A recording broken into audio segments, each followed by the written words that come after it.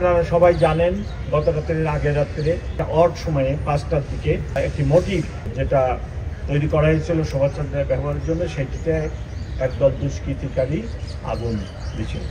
এটি নিয়ে একটি মামলা শাহবাগ থানায় রুজু করা হয়েছে এবং আমরা অত্যন্ত আন্তরিকতার সাথে এবং সকল ধরনের প্রচেষ্টা চালিয়ে যাচ্ছি মামলাটি উদ্ঘাটনের জন্য। এবং আপনারা এটুকুই শুধু জানেন রাখেন যে তদন্তকালীন সময়ে আমরা কোনো কথা বলি না কোনো মামলা সংক্রান্ত। তো এইটুকু আমি আপনাদেরকে বলতেছি, আমরা অত্যন্ত ক্লোজ, খুব নিকটে পৌঁছে গেছি এই মামলাটি ডিটেকশনের ক্ষেত্রে।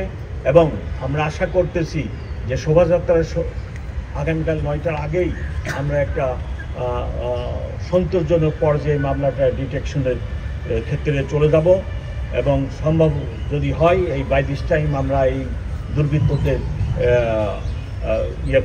অ্যারেস্ট করতেও সক্ষম হবো ইনশাআল্লাহ।